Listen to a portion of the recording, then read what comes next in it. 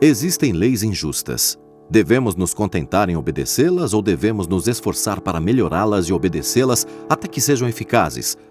Ou transgredi-las de uma vez por todas? Henry David Thoreau.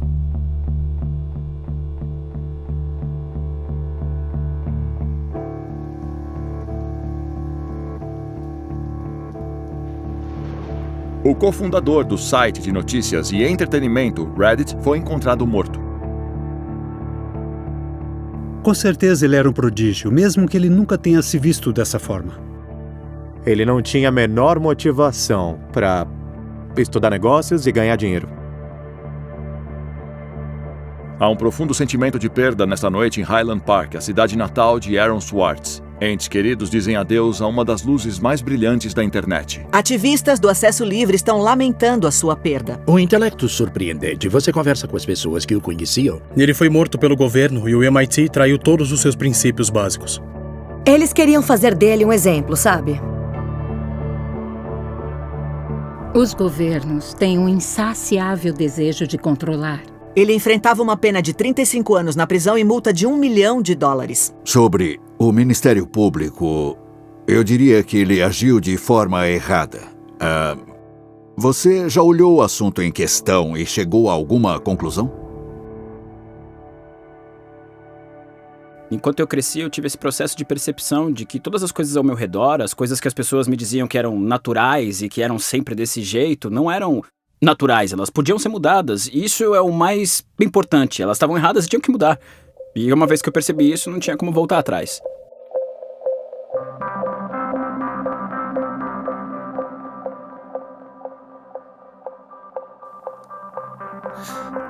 Bem-vindo à Hora da Leitura. O nome do livro é Paddington na Feira. Ele nasceu em Highland Park e cresceu aqui. O Aaron veio de uma família de 3 irmãos, todos extraordinariamente brilhantes. Essa caixa vai virar... Não falei? Então, a gente não era os 3 meninos mais comportados do mundo. 3 meninos correndo ao redor o tempo todo, causando problemas. Não! Aaron! O quê? Mas eu cheguei a uma conclusão. O Aaron aprendeu a aprender em uma idade muito jovem. 1, 2, 3, 4, 5, 6, 7, 8, 9, 10. Toque, toque. Quem é? Aaron. Aaron quem? Aaron engraçado. Ele sabia o que queria, ele sempre quis fazer isso, ele sempre conseguiu o que ele queria. Sua curiosidade era interminável. Aqui está uma pequena imagem do nosso sistema solar. E cada planeta tem um símbolo. Símbolo de Mercúrio, símbolo de Vênus, símbolo da Terra, símbolo de Marte, símbolo de Plutão. Um dia ele disse a Susan: vamos fazer um entretenimento em família no parque da cidade. Entretenimento em família no parque da cidade. Ele tinha 3 anos na época. Ela disse: o que você falou? Ele disse: olha o que está escrito aí na geladeira. Entretenimento em família no parque da cidade. Ela ficou pasma e surpresa que ele conseguia ler. Ele se chama O Ceder da Minha Família. A noite do Ceder é diferente de todas as outras noites. Eu me lembro de uma vez que estávamos na biblioteca da Universidade de Chicago. Eu puxei um livro da prateleira que era de 1900. Eu mostrei a ele e disse: saiba que este é um lugar extraordinário. Nós todos fomos crianças curiosas, mas o Aaron realmente gostava de aprender e ensinar. Hoje vamos aprender o ABC de trás pra frente. C, Y, X, W, V, U, T, S, E. Eu lembro que ele chegou em casa da sua primeira aula de álgebra e ele disse: Noah, deixa eu te ensinar a álgebra. E eu disse: o que é álgebra? Ele sempre foi assim. E agora eu pressiono o botão. Clico no botão. Pronto. Agora o que temos lá? Agora é rosa. Quando ele estava com 2 ou 3 anos de idade, o Bob mostrou os computadores e ele ficou louco por eles. Vamos todos aprender o ABC. Nós tínhamos computadores, mas o Aaron realmente falava com eles. Ele falava com a internet. Nem ensinar. Olhando o computador? Não. Como? Mãe, por que não tá funcionando? Ele começou a programar muito jovem. Eu me lembro que o primeiro programa que escrevi com ele era basicamente um jogo de trivia do Star Wars. Ele se sentou comigo no porão, onde o computador estava, e ficou por horas programando esse jogo. O problema que eu continuava tendo com ele é que não havia nada que estivesse pronto para ele. Havia sempre alguma coisa que a programação podia resolver. Aaron pensava na programação como algo mágico. Ele podia fazer coisas que os seres humanos normais não podiam fazer. O Aaron fez um caixa eletrônico usando um Macintosh e uma caixa de papelão. Eu não sabia o que eu queria ser na festa de Halloween, e ele pensou que seria muito legal se eu me vestisse como seu novo computador favorito, que na época era o iMac original. E ele odiava se vestir pro Halloween, mas ele amava convencer outras pessoas a se vestirem do jeito que ele queria. Aqui é seu apresentador Aaron. Apresentador Aaron, pessoal, vamos lá, olhem pra câmera. Vamos dar boas-vindas. Ele fez esse site chamado The Info, onde as pessoas podiam apenas encher com informações. Ele disse, eu tenho certeza que alguém lá fora sabe tudo sobre o ouro, o valor do ouro, por que não estão escrevendo sobre isso nesse site? E depois outras pessoas podem chegar mais tarde e ler essa informação e editar as informações que elas achassem ruins. Não muito diferente da Wikipédia, não é? E isso foi antes da Wikipédia começar. E foi desenvolvido por uma pessoa de 12 anos, em seu quarto. Sozinho, rodando neste pequeno servidor, usando tecnologia antiga. Uma das respostas do professor foi: isso é uma ideia terrível. Você não pode simplesmente deixar qualquer pessoa escrever no dicionário ou na enciclopédia. Essa é a razão de termos estudiosos para escreverem esses livros para nós. Como é que você conseguiu ter uma ideia tão ridícula? E eu e meu outro irmão pensamos, sim, você sabe, a Wikipédia é legal, mas já tínhamos isso na nossa casa há 5 anos. O site de Aaron, info.org, ganha um concurso escolar organizado pela Cambridge, com base na empresa de web design Ars Digita. Nós fomos todos pra Cambridge quando ele ganhou o prêmio Ars Digita e não tínhamos ideia do que o Aaron estava fazendo, mas era óbvio que o prêmio era muito importante. Logo, Aaron se envolveu com comunidades de programação online e então, no processo de moldagem de uma nova ferramenta para a web. E ele falou pra mim, bem, tem uma coisa muito impressionante que eu tô trabalhando e preciso ouvir sobre isso. E eu disse, o quê? Ele disse, será essa coisa chamada RSS. Aí ele me explicou o que é o RSS, e eu disse, por que é tão útil? Aaron, algum site utiliza isso? Por que eu ia querer usar isso? Tinha uma lista de e-mails de pessoas trabalhando no RSS e no XML de modo mais geral. E havia uma pessoa nela, chamada Aaron Swartz, que era apta, mas muito inteligente e que tinha muitas boas ideias. Mas ele nunca tinha comparecido nos encontros face a face. E eles disseram, quando é que você vai comparecer a um desses encontros? E ele falou, eu acho que a minha mãe não vai deixar, porque acontece que eu ainda vou fazer 14 anos. Então, nossa primeira reação foi, caramba, essa pessoa, esse colega que a gente tem trabalhando durante o ano todo, tinha 13 anos quando a gente estava trabalhando com ele, e agora ele tem só 14 anos. E a segunda reação foi, caramba, a gente tem que conhecer você. Você sabe, isso é extraordinário, foi parte da comunidade que elaborou o RSS. O que ele estava fazendo era ajudando a construir um encanamento do hipertexto moderno. E a peça que ele estava trabalhando, o RSS, era uma ferramenta que você pode utilizar para obter resumos de coisas que estão acontecendo em outras páginas da web. Normalmente você usaria isso para um blog. Você pode ter 10 ou 20 blogs de pessoas que você quer ler, aí você usa o RSS Feeds, ele resume o que está acontecendo nessas outras páginas para criar uma lista unificada de todo o material do que está rolando. O Aaron era muito jovem, mas ele entendeu a tecnologia e ele viu que era imperfeita e procurou maneiras de ajudar a torná-la melhor.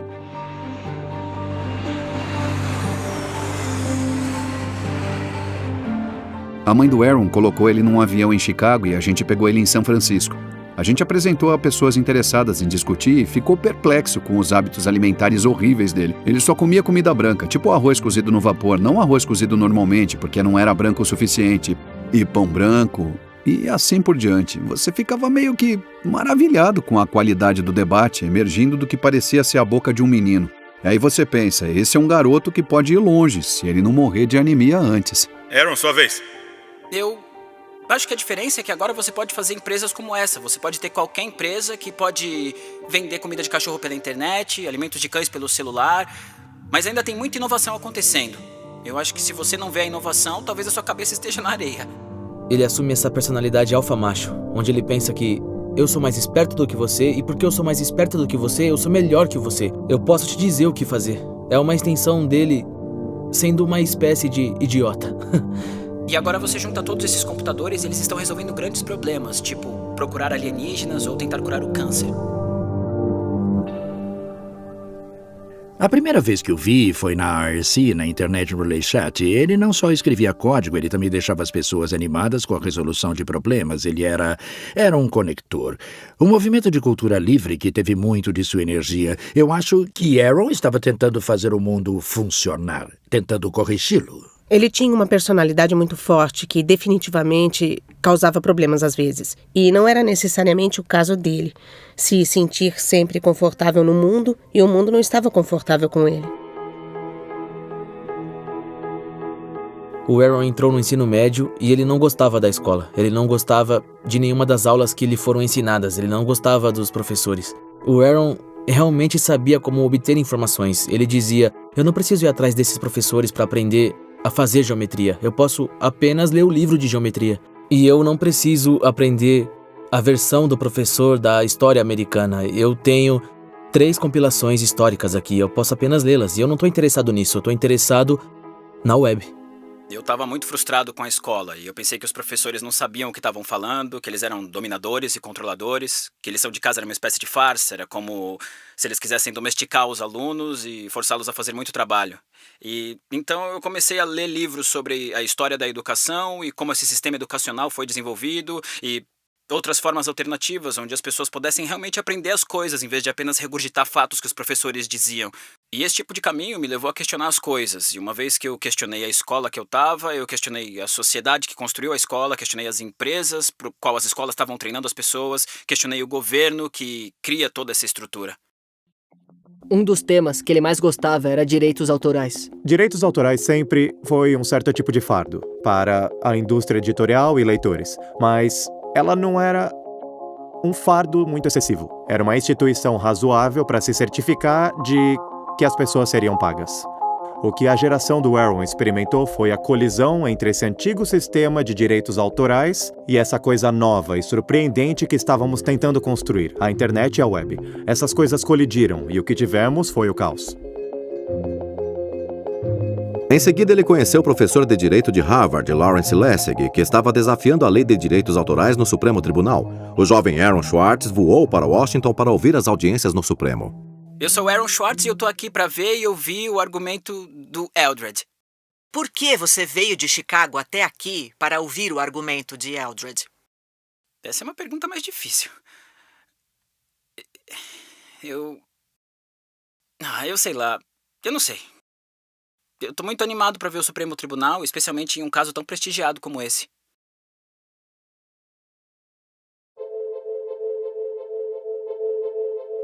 Lessig também estava criando uma nova maneira de definir direitos autorais na internet. Ela foi chamada de Creative Commons.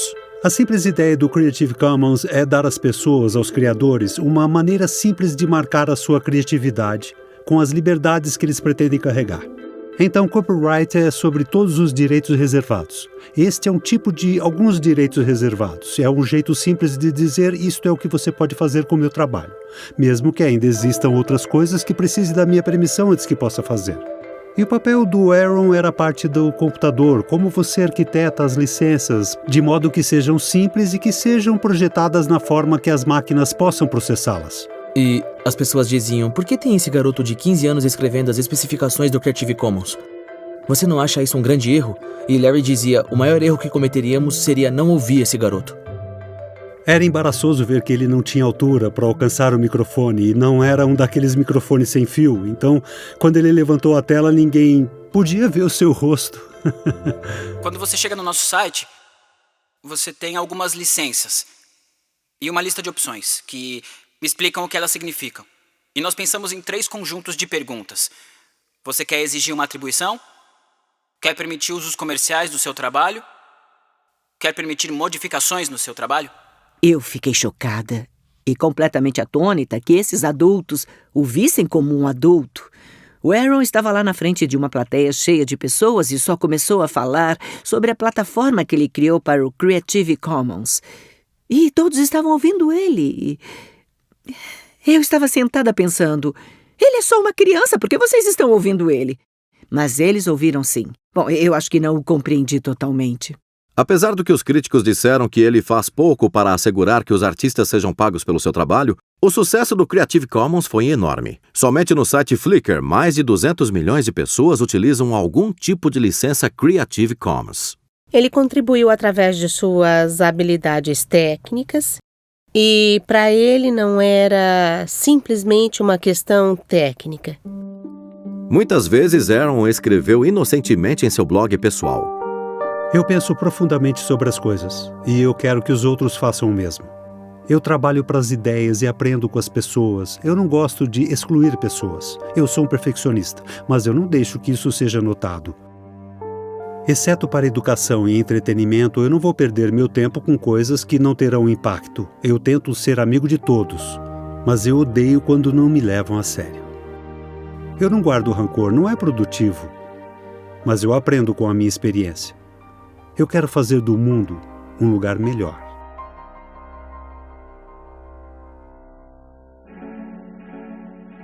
Em 2004, Schwartz deixa Highland Park e se matricula na Universidade Stanford. Ele também tinha diverticulite, o que era preocupante. Nós estávamos preocupados com ele tomar seus remédios. Ele foi hospitalizado e tinha que tomar esse coquetel de pílulas todos os dias. E um desses comprimidos era um esteroide que estabilizou seu crescimento e o fez se sentir diferente dos outros estudantes. Eu acho que o Aaron chegou em Stanford pronto para a bolsa de estudos. Ele se encontrou efetivamente em um programa para estudantes brilhantes que em 4 anos estavam destinados a se tornarem grandes industriais e homens de negócios e eu acho que ele meio que rejeitou tudo isso aí. Em 2005, depois de apenas 1 ano de faculdade, foi oferecido a Schwartz um lugar em uma nova empresa de incubação startup chamada iCombinator, liderada por Paul Graham. Ele disse, ei, eu tenho essa ideia para um site. E Paul Graham gostou dele o suficiente e ele disse, ok. Daí o Aaron abandona a escola e se muda para esse apartamento. Então esse costumava ser o apartamento do Aaron quando ele morava aqui. E eu me lembro bem do meu pai dizendo quanto difícil foi conseguir um empréstimo, porque o Aaron não tinha crédito e tinha abandonado a faculdade. O Aaron vivia no que chamamos de sala de estar, e alguns desses cartazes foram deixados quando ele morou aqui. E a biblioteca tem outros livros, mas a maioria são do Aaron. O site iCombinator de Aaron é chamado Infogami, uma ferramenta para construir sites. Mas Infogami teve dificuldades para encontrar usuários, e Schwartz eventualmente funde sua empresa com outro projeto do iCombinator, em busca de ajuda. Era um projeto liderado por Steve Huffman e Alexis Ohanian, chamado Reddit. A gente começou a partir de praticamente nada. Não tinha usuário, não tinha dinheiro, não tinha código, e fomos crescendo dia a dia num site muito popular, que não mostra nenhum sinal de diminuição. No início tínhamos 1.000 usuários, depois 10.000, depois 20.000, e assim por diante. É incrível. O Reddit se torna enorme e é um verdadeiro cantinho geek na internet. Tem ali muito humor, há um monte de arte e há pessoas que se reuniram no site e o elegeram o seu site principal para ir todas as manhãs para obter notícias. O Reddit meio que beira o caos em algum nível. Então, por um lado, é um lugar para as pessoas discutirem notícias do dia, tecnologia, política e questões. E há ainda um monte de coisas do tipo não seguro para o trabalho, material ofensivo, alguns subreddits são trolls, grupos de soldados do exército. E por isso, nesse sentido, o Reddit tem sido um lar de controvérsias. É uma espécie de beira do caos. Reddit chama a atenção da gigante revista corporativa Condé Nast, que faz uma oferta para comprar a empresa. Uma grande quantidade de dinheiro, grande o suficiente para que meu pai ficasse preocupado com questões como eu guardo esse dinheiro. Dinheiro? Muito dinheiro? Muito dinheiro. Em torno, provavelmente, mais de $1 milhão. Mas eu realmente não sei. E quantos anos ele tinha? 19 ou 20. Então ele estava nesse apartamento, sentado nesse sofá, hackeando o Reddit. E quando eles venderam o Reddit, eles deram uma festa gigante. E em seguida, todos foram para Califórnia no dia seguinte. Ele deixou as chaves comigo. Foi engraçado que ele apenas vendeu uma startup e presumiu que ele era a pessoa mais rica por aí. Mas ele meio que disse, não, eu vou levar essa pequena caixa de sapato como quarto. Isso é tudo que eu preciso. Era um pouco maior do que um armário. A ideia de ele gastando dinheiro em objetos caros parece uma coisa tão implausível. Ele falava, eu gosto de viver em apartamentos, então não vou gastar dinheiro em um novo lugar pra viver, eu não vou comprar uma mansão. E eu gosto de usar jeans e camiseta, então não vou gastar mais dinheiro em roupas. Então, isso é sem importância. O que era importante para Schwartz é como flui o tráfego na internet e o que comanda a nossa atenção. No antigo sistema de transmissão, você está fundamentalmente limitado pela quantidade de espaço nas ondas, sabe? Você tem apenas 10 ondas de canais de televisão. Agora, mesmo com o cabo, você tem uns 500 canais. Na internet, todo mundo pode ter um canal, todo mundo pode começar um blog ou uma página no MySpace. Todo mundo tem um jeito diferente de se expressar. Então, o que você vê agora não é uma questão de quem tem acesso às ondas, é uma questão de quem está no controle sobre as maneiras de você encontrar as pessoas. Você começa a ver o poder se centralizar em sites como o Google, como se fossem guardiões dos portões que informam na internet onde você quer ir. São as pessoas que fornecem suas fontes de notícias e informações. Então, não se trata apenas de algumas pessoas terem licença para falar. Hoje todo mundo pode falar, é uma questão de quem fica sabendo. Depois que ele começou a trabalhar em São Francisco na Condé Nast, ele veio para um escritório. E eles quiseram dar para ele um computador com um monte de porcaria instalada. E falaram que ele não podia instalar coisas novas. Mas isso é um traje para um desenvolvedor, né? Desde o primeiro dia ele reclamava dessas coisas. Parede cinza, mesa cinza, ruído cinza. O primeiro dia que cheguei aqui foi simplesmente insuportável. Na hora do almoço, literalmente me tranquei no banheiro e comecei a chorar. Não consigo imaginar a ficação com alguém zumbindo no meu ouvido durante todo o dia e muito menos conseguir terminar algum trabalho. Ninguém mais parece terminar qualquer trabalho. Todo mundo fica entrando e saindo em nossas salas para conversar ou jogar o novo sistema de videogame que a Wired está testando. Ele realmente tinha aspirações diferentes, que foram politicamente orientadas. E o Vale do Silício simplesmente não tem muito essa cultura que orienta atividades técnicas para fins de objetivos políticos. Ele odiava trabalhar para uma corporação. Todos eles odiavam trabalhar na Condé Nast, mas o Aaron era o único que não iria suportar. Então, basicamente, ele conseguiu ser demitido por nunca mais ter aparecido para trabalhar. Foi um rompimento conturbado. Alexis Ohanian e Steve Huffman se recusaram a dar entrevista para este filme. Ele rejeitou o mundo dos negócios. Uma das coisas mais importantes para lembrar sobre essa escolha, quando Aaron decidiu deixar essa cultura de startup, é que ele estava sempre deixando para trás as coisas que o tornariam famoso e amado, sabe? E ele sempre corria o risco de decepcionar os fãs. Ele se preocupava para onde supostamente ele estava indo. E tinha o autoconhecimento e também a dignidade para perceber que ele tinha subido uma montanha de merda para arrancar uma única rosa e descobrir que ela tinha perdido o cheiro. E em vez de se sentar lá e insistir que não era tão ruim quanto parecia, ele pegou essa rosa, de qualquer maneira, e ele desceu novamente, o que é muito legal. A maneira que o Aaron pensava era que a programação é mágica, né? Pode fazer coisas que os humanos normais não podem, fazendo uma programação. Então, se você tivesse poderes mágicos, você usaria pro bem ou para ganhar muito dinheiro? Schwartz foi inspirado por um dos visionários que conheceu quando criança, o homem que inventou a World Wide Web, Tim Berners. Na década de 1990, Berners-Lee estava sem dúvida sentado em uma das invenções mais lucrativas do século XX. Mas em vez de lucrar com a invenção da World Wide Web, ele deu de graça. É a única razão pela qual a World Wide Web existe hoje. O Aaron foi certamente profundamente influenciado pelo Tim. Tim é certamente um proeminente gênio da internet que não teve nenhuma preocupação em lucrar. Ele não estava interessado em descobrir como fazer $1 bilhão. Poderiam ter dito tem dinheiro por lá, então haveria muitas pequenas webs, em vez de uma grande. E uma pequena web não tem como funcionar, porque não se pode seguir links de um para o outro. Tinha que expandir essa coisa em massa para todo o planeta, porque isso não vai funcionar a menos que todo o planeta suba a bordo.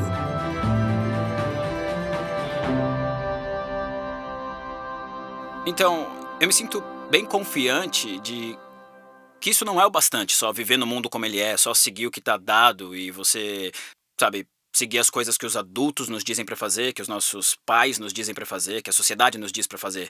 Eu acho que você deve sempre estar questionando e tomar essa atitude muito científica de que tudo que você aprendeu é apenas provisório e tá sempre aberto pra retratação, refutação ou questionamentos. E eu acho que o mesmo se aplica à sociedade.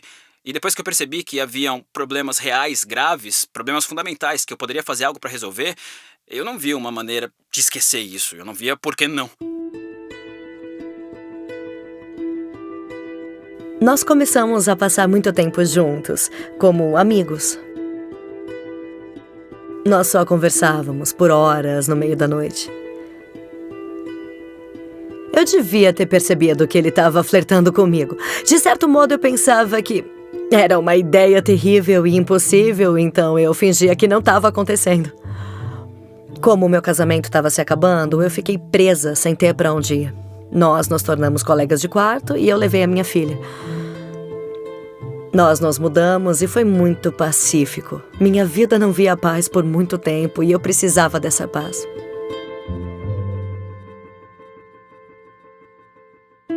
Nós estávamos muito perto do início do nosso relacionamento romântico. Nós estávamos sempre em contato.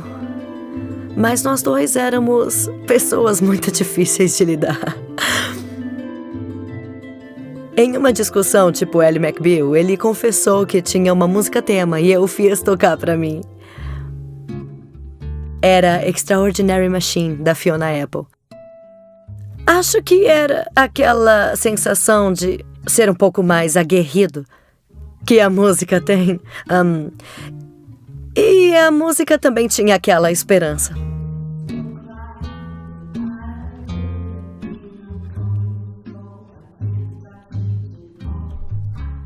De muitas maneiras, o Aaron era muito otimista sobre a vida. Mesmo quando ele não sentia isso, ele podia ser muito otimista sobre a vida.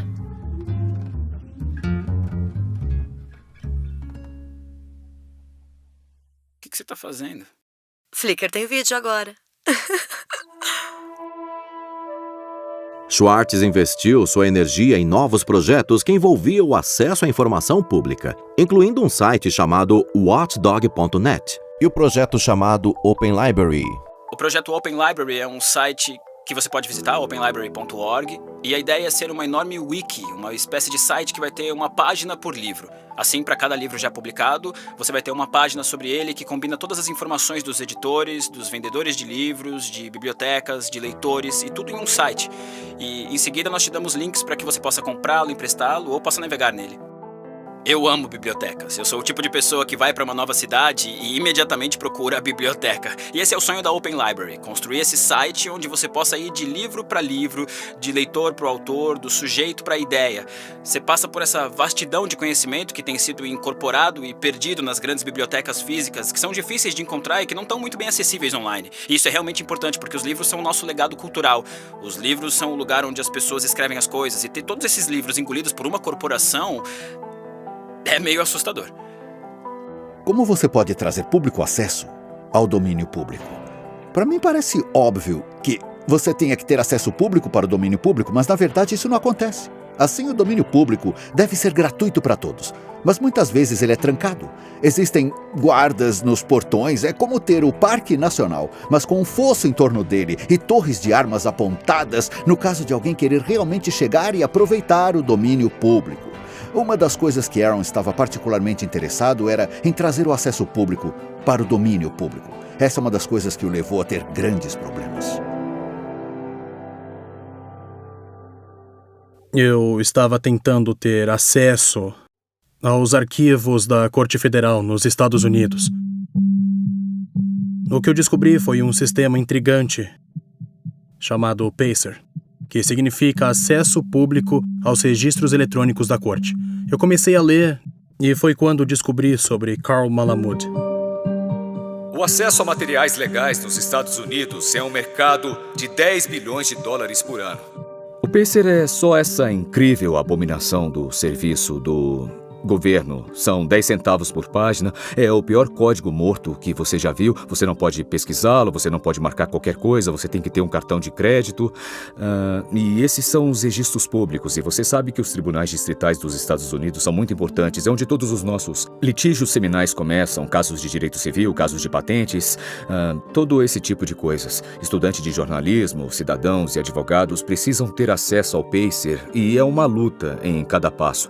Pessoas sem e-mail não podem ver a lei tão facilmente como as pessoas que têm o cartão American Express Ouro. É como se fosse um imposto sobre o acesso à justiça. A lei é o sistema operacional de nossa democracia e você tem que pagar para ver? Isso não faz parte da democracia. Eles fazem cerca de 120 milhões de dólares por ano no sistema Pacer. E não custa nada perto disso, de acordo com os seus próprios registros. Na verdade, é ilegal. A lei do e-governo de 2002 afirma que o tribunal pode cobrar apenas a medida que necessário para o reembolso do custo do funcionamento do Pacer.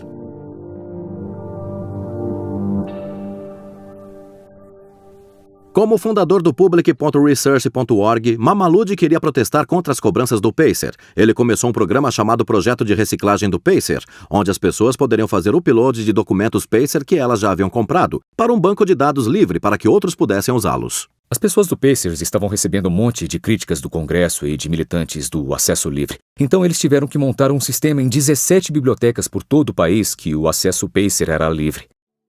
Isso é uma biblioteca para cada 60 mil quilômetros quadrados, eu acredito. Portanto, não era uma coisa realmente conveniente. Eu incentivei voluntários para se juntar ao chamado Thumb Drive Corp e baixarem documentos de bibliotecas de acesso público e upload no sistema de reciclagem Pacer. As pessoas pegam um Thumb Drive em uma dessas bibliotecas e baixam um monte de documentos e enviam para mim. Bom, era só uma brincadeira. Na verdade, quando você clica em Thumb Drive, havia um mágico de Oz. O videoclipe do Munchkin cantando aparecia. Mas é claro que eu recebi a ligação do Steve Schultz e do Aaron, dizendo que gostariam de se juntar ao Thumb Drive Corp. Naquela época, eu procurei Aaron na conferência.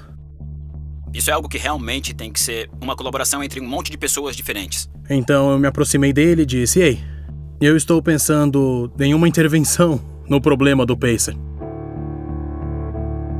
Schultz já havia desenvolvido um programa que podia baixar automaticamente documentos Pacer das bibliotecas. Schwartz queria dar uma olhada. Então eu mostrei a ele o código. E eu não sabia o que viria a seguir, mas como se viu ao longo das próximas horas dessa conferência, ele estava sentado no canto, melhorando o meu código, recrutando um amigo dele, que morava perto de uma dessas bibliotecas, para ir para a biblioteca e começar a testar seu código melhorado. Mas a essa altura, as pessoas nos tribunais descobriram que algo não estava bem de acordo com o plano. E os dados começaram a chegar. E chegar, e chegar, e logo havia 760 gigabytes de documentos Pacer, cerca de 20 milhões de páginas. Usando informações recuperadas a partir das bibliotecas, Schwartz estava conduzindo o download paralelo, massivo e automatizado do sistema Pacer. Ele foi capaz de adquirir cerca de 2,7 milhões de documentos judiciais federais, quase 20 milhões de páginas de texto. Agora, eu posso garantir para vocês que 20 milhões de páginas superou as expectativas das pessoas que estavam por trás do projeto piloto, mas surpreendentemente a burocracia não é ilegal. Aaron e Carl decidiram falar com o New York Times sobre o que aconteceu. Eles também chamaram a atenção do FBI, que começou a vigiar a casa dos pais de Schwartz em Illinois. Eu recebo um tweet da mãe dele dizendo: "Me liga!" Eu pensei, o que está acontecendo aqui? E assim que eu encontrei o Aaron, você já sabe, né? A mãe dele dizia: "Ai, meu Deus, FBI, FBI, FBI!" Um agente do FBI pula sobre a garagem da nossa casa, tentando ver se o Aaron tá nessa sala. Eu me lembro de estar em casa naquele dia e de me perguntar a razão desse carro tá indo e voltando. Isso é estranho. 5 anos mais tarde, eu li isso no arquivo do FBI e pensei: ai, meu Deus. Nossa, era um agente do FBI. Garagem. Na minha garagem. Ele estava com medo. Estava totalmente apavorado. Ele ficou muito mais aterrorizado depois que o FBI efetivamente ligou para ele no telefone, tentando marcar um encontro num café sem um advogado. Ele disse que foi pra casa e se deitou na cama e ele estava tremendo. O download também descobriu massivas violações de privacidade nos documentos judiciais. Como resultado, os tribunais foram obrigados a mudar suas políticas. E o FBI fechou a investigação sem nenhuma acusação. Até hoje, eu acho notável que alguma pessoa, mesmo que essa pessoa esteja no mais remoto escritório de campo do FBI, tenha pensado em usar o dinheiro do contribuinte para investigar por roubo criminosos. Pessoas que tinham apenas tornado a lei pública. Como você pode se considerar um homem da lei e mesmo assim pensar que possa existir alguma coisa errada em tornar a lei pública? Aaron estava disposto a se colocar em risco pelas causas em que acreditava. Incomodado com a desigualdade da riqueza, Schwartz vai além da tecnologia e investe em uma ampla gama de causas políticas. Eu fui ao Congresso e eu o convidei para vir e conversar conosco um pouco, para que ele pudesse aprender, você sabe, o processo político. Ele estava aprendendo sobre uma nova comunidade, um novo conjunto de habilidades. Ele estava aprendendo a hackear a política. É ridículo que os mineiros tenham que martelar até que seus corpos inteiros estejam pingando suor, confrontados com o fato de que se eles se atreverem a parar, eles não vão conseguir colocar comida na mesa naquela noite. Enquanto eu faço grandes quantias de dinheiro todos os dias só sentado em casa assistindo TV. Mas aparentemente o mundo é ridículo. Então eu cofundei um grupo chamado Comitê da Campanha Mudança Progressiva. E o que estamos tentando fazer é organizar as pessoas através da internet que se preocupam com políticas progressistas e mover o país numa direção mais progressista. Para criar uma lista de e-mail para participar da campanha e ajudar a eleger candidatos progressistas em todo o país. O grupo é responsável por inflamar os esforços de base por trás da campanha eleitoral de Elizabeth Warren ao Senado. Ele poderia ter pensado que o sistema era falho, mas ele entrou e ele disse que precisava aprender esse sistema, porque ele pode ser manipulado, como qualquer sistema social. Mas sua paixão por conhecimentos e bibliotecas não foi esquecida. Aaron começou a prestar mais atenção em instituições que publicam artigos de periódicos acadêmicos. A vantagem de ser um estudante numa grande universidade nos Estados Unidos, eu suponho que seja o acesso a uma grande variedade de publicações acadêmicas. Praticamente todas as grandes universidades nos Estados Unidos pagam algum tipo de licença a organizações como a JSTOR e outras similares, para ter acesso aos periódicos acadêmicos que o resto do mundo não pode ler. Essas revistas e artigos acadêmicos são essencialmente toda a riqueza do conhecimento humano online. E muitos foram pagos com o dinheiro do contribuinte, ou com subsídios do governo, mas para lê-los você muitas vezes terá que pagar novamente, através de taxas pagas às editoras como Elsevier. Essas taxas de licenciamento são tão abusivas que pessoas que estão estudando na Índia, diferente das que estudam nos Estados Unidos, não possuem esse tipo de acesso. Elas são deixadas de fora de todas essas revistas. São deixadas de fora de todo esse legado científico. E esses artigos de periódicos deveriam nos iluminar. Toda vez que alguém escreve um artigo científico, ele é digitalizado, escaneado e colocado nessas coleções. E isso é um legado que foi trazido para nós pela história de pessoas fazendo trabalhos interessantes. A história dos cientistas é um legado que deveria pertencer a todos nós, como bens comuns de um povo. Mas em vez disso, ele tem sido bloqueado e colocado online por um punhado de empresas com fins lucrativos, que está tentando só conseguir o máximo de lucro possível com isso. Então, um pesquisador pago pela universidade ou por outras pessoas publica um artigo e, na última etapa deste processo, depois de todo o trabalho ser realizado, após toda a pesquisa original ser feita, o pensamento, o trabalho de laboratório, a análise, depois de tudo, nesse último estágio, os pesquisadores precisam abrir mão de seus direitos autorais para essas empresas bilionárias. Isso é doentio. É uma economia inteira construída sob o trabalho voluntário. E aí os editores se sentam no topo e raspam todo o crime. Isso tudo é uma farsa. Uma editora na Grã-Bretanha fez um lucro de 3 bilhões de dólares no ano passado, quero dizer, é um mercado negro. A JSTOR é apenas uma pequena jogadora nesta história. Mas por alguma razão, a JSTOR foi a jogadora que o Aaron decidiu enfrentar.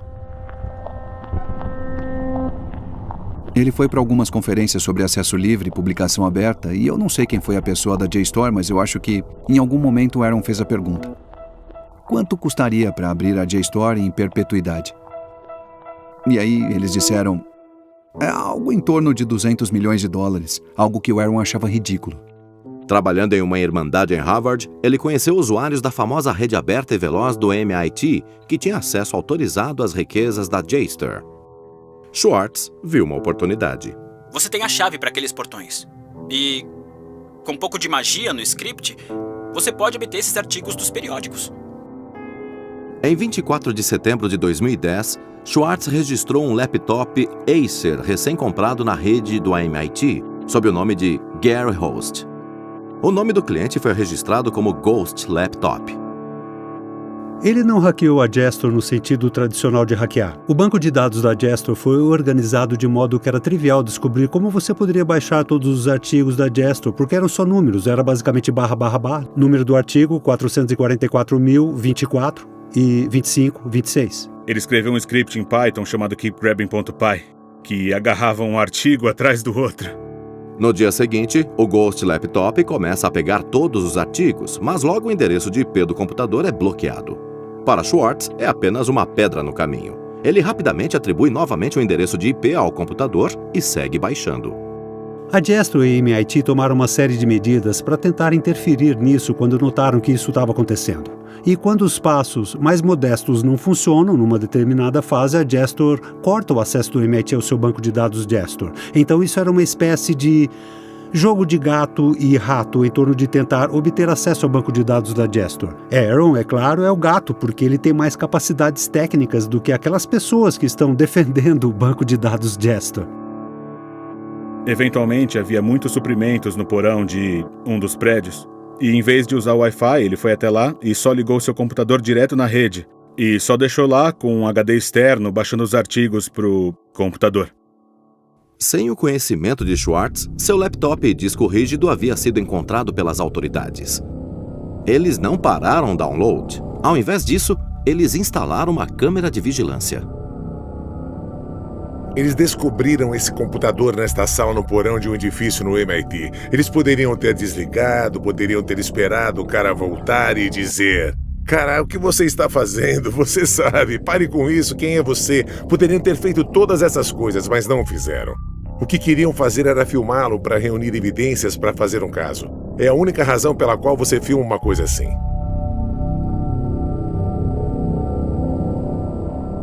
A princípio, a única pessoa pega pela câmera de vigilância estava usando o armário como um lugar para armazenar garrafas e latas.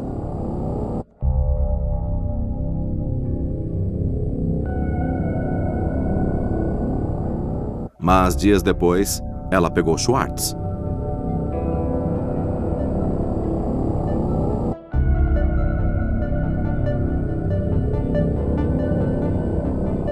Schwartz está substituindo o disco rígido. Ele o tira de sua mochila. Fica fora do alcance da câmera por cerca de 5 minutos e depois sai.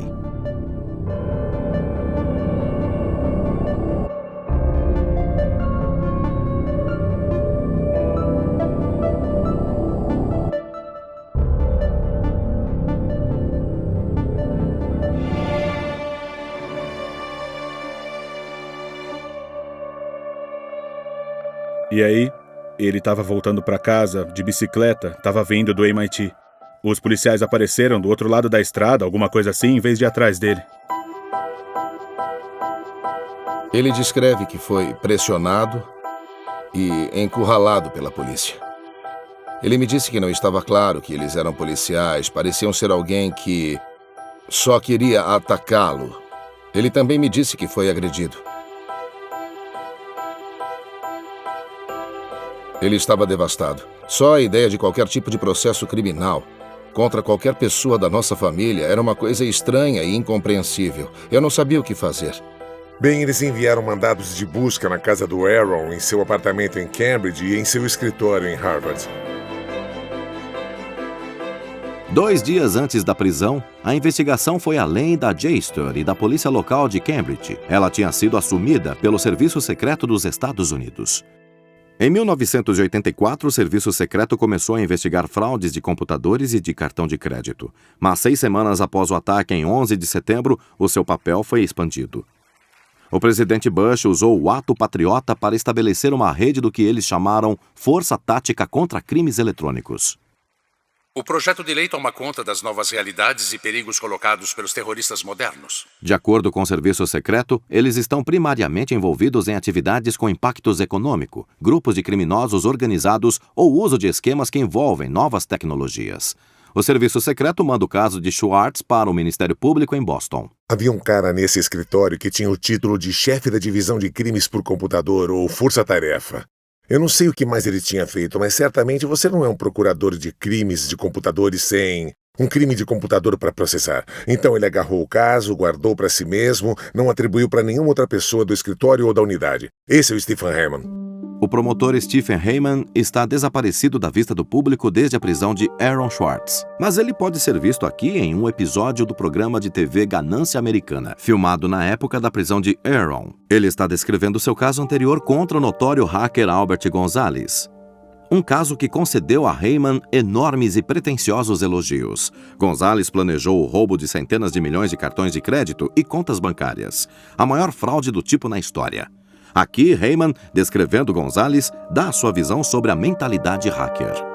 Todos esses caras são movidos pelas mesmas coisas que nós somos movidos. Eles têm um ego, eles gostam de desafios e é claro que gostam de dinheiro. E tudo que se pode obter através do dinheiro. Um dos suspeitos implicados no caso Gonzalez era um jovem hacker chamado Jonathan James. Acreditando que seria responsabilizado pelos crimes de Gonzalez, James cometeu suicídio durante a investigação. Em um comunicado à imprensa descrevendo a posição do governo sobre o caso de Aaron Schwartz, a chefe de Heyman, advogada dos Estados Unidos para o distrito de Massachusetts, Carmen Ortiz, disse o seguinte: roubar é roubar, quer você use um comando de computador ou um pé de cabra, ou quer você leve documentos, dados ou dólares. Não é verdade. Obviamente não é verdade. Eu não estou dizendo que é inofensivo, eu não estou dizendo que não devemos criminalizar roubo de informações. Mas você tem que ser muito mais sutil na tentativa de descobrir exatamente quais tipos de danos são prejudiciais aqui. Então, sobre o pé de cabra, toda vez que eu invado um lugar com um pé de cabra, eu faço dano, não há nenhuma dúvida sobre isso. Mas quando o Aaron escreve um script que diz download, download, download, centenas de vezes por segundo, não há nenhum dano a qualquer um. Se ele fez isso com o propósito de reunir um arquivo para fazer pesquisa acadêmica, ele nunca vai prejudicar ninguém. Ele não estava roubando, não estava vendendo, não estava jogando fora. O que ele fazia era reiterar uma posição. A prisão teve efeitos devastadores em Schwartz. Ele simplesmente não queria falar sobre o assunto. Ele ficou muito estressado. Fica pensando que o FBI vai bater na sua porta a qualquer momento em que estiver descendo a escada ou até mesmo lavando a roupa e vão invadir o seu apartamento porque você deixou a porta destrancada. Tipo, eu ficaria muito estressado. E estava claro, o Aaron começou a ter umas baixas de humor.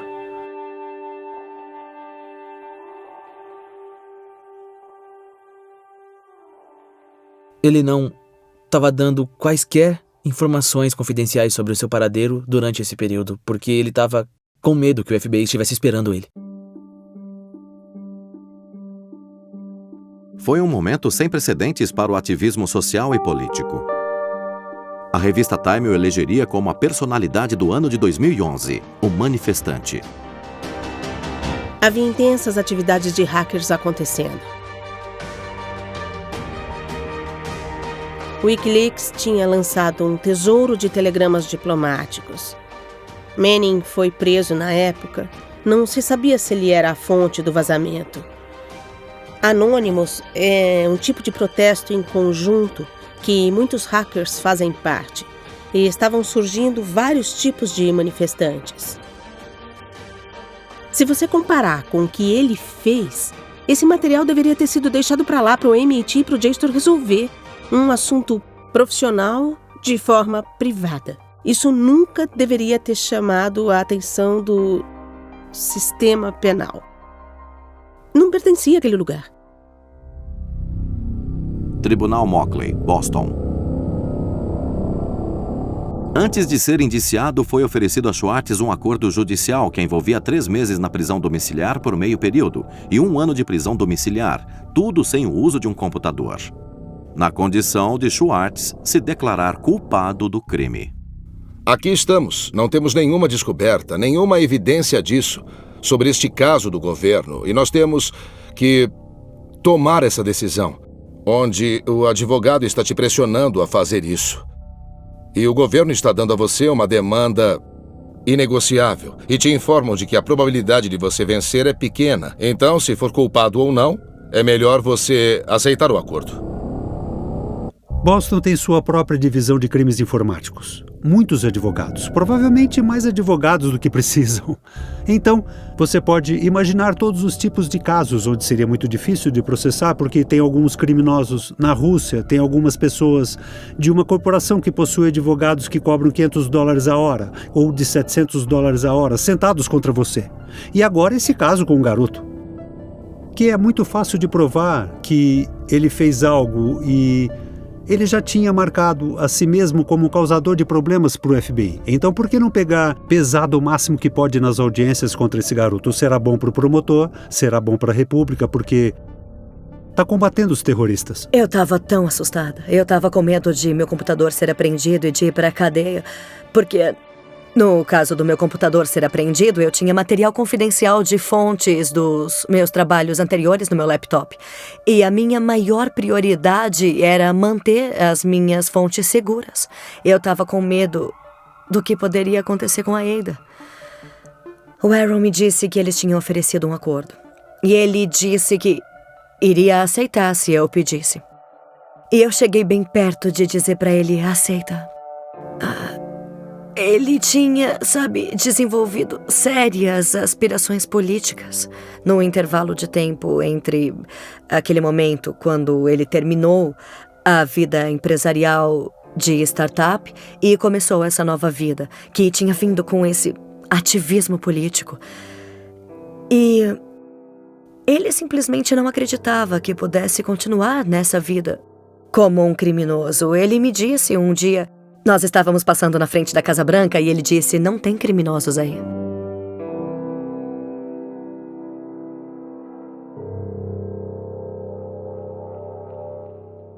Ele queria mesmo que aquilo fosse a vida dele. Ele não tinha matado ninguém, não tinha ferido ninguém, ele não tinha roubado dinheiro. Ele não tinha feito nada que parecia digno de crime, certo? E... havia uma ideia de que não haveria razão para que ele fosse rotulado como criminoso e tirado seus direitos de votar em vários estados. Por fazer o que ele fez, isso é ultrajante. Faz sentido para ele ser, talvez, multado em uma quantia grande ou ser impedido de voltar novamente ao MIT. Mas ser um criminoso? Enfrentar a pena de prisão? Schwartz recusou o acordo judicial. Hyman dobrou seus esforços. Hyman continuou a nos pressionar, muito, em todos os níveis. Mesmo com as evidências físicas apreendidas do computador Acer de Aaron, do disco rígido e do USB, os promotores precisavam de evidências de seus motivos. Por que Aaron Schwartz estava baixando artigos de JSTOR? E o que ele planejava fazer com eles? O governo alegou que ele estava planejando publicar. E nós realmente não sabemos qual era a sua verdadeira intenção, porque o Aaron também tinha um histórico de fazer projetos onde ele analisava grandes quantidades de dados dos artigos, a fim de aprender coisas interessantes sobre eles. A melhor prova disso é que quando ele estava em Stanford, ele também baixou toda uma base de dados jurídica. Em um projeto com estudantes de direito de Stanford, Schwartz tinha baixado uma base de dados jurídica. Ele descobriu conexões problemáticas entre financiadores da pesquisa jurídica e resultados favoráveis. Ele fez essa análise surpreendente dessas empresas com fins lucrativos, dando dinheiro para professores de direito que escreviam artigos de revisão da lei em benefícios próprios, como na Exxon durante o derramamento de óleo. Era um sistema muito corrupto de financiamento de pesquisa vaidade. Schwartz nunca liberou os documentos de Westlaw. Em teoria, ele poderia ter feito a mesma coisa com o banco de dados da JSTOR. Isso teria sido o mesmo normal. Se, por outro lado, ele tinha intenção de criar um serviço competitivo para a JSTOR ou garantir acesso, exclusivo da Harvard Law Review e cobrar dinheiro por isso, então isso agora parece uma violação criminal. Porque você está comercialmente tentando explorar este material, mas é meio louco imaginar que ele fazia isso. Então, há um caso intermediário. E se ele estava apenas tentando liberar para todo mundo em desenvolvimento? Mas dependendo do que ele estava fazendo, isso cria um personagem muito diferente de como a lei deve ser aplicada nesse caso. O governo processou ele como se fosse uma violação criminal comercial. Como roubar um arquivo de registros de cartões de crédito, um crime desse tipo. Eu não sei o que ele iria fazer com a base de dados, mas eu ouvi de um amigo dele que o Aaron tinha dito a ele que iria analisar os dados em busca de evidência de financiamento corporativo de pesquisa sobre mudanças climáticas que levou a resultados tendenciosos. E eu acredito totalmente nisso. Só me disseram que o Steve queria falar comigo. E eu pensei, talvez seja uma maneira que eu possa sair dessa. Possa acabar com tudo isso. Eu não queria viver com medo de ter o meu computador apreendido. Eu não queria viver com medo de ter que ir pra cadeia se eu me recusasse a entregar à justiça, se tentassem me obrigar a desencriptar o meu computador. Quando eles me disseram, o Steve quer falar com você, isso parecia razoável. Eles ofereceram a Norton aquilo que é conhecido como uma carta de rainha por um dia. Isso permitiu que os promotores perguntassem coisas sobre o caso de Aaron. Norton ganharia imunidade da acusação a si mesma por qualquer informação que ela revelasse durante o encontro. Eu não gostei. Eu disse aos meus advogados que eu não tinha gostado, eu não queria a imunidade, eu não precisava de imunidade porque eu não tinha feito nada. Mas eles foram muito rigorosos, eles não queriam que eu me encontrasse com o Ministério Público sem a imunidade.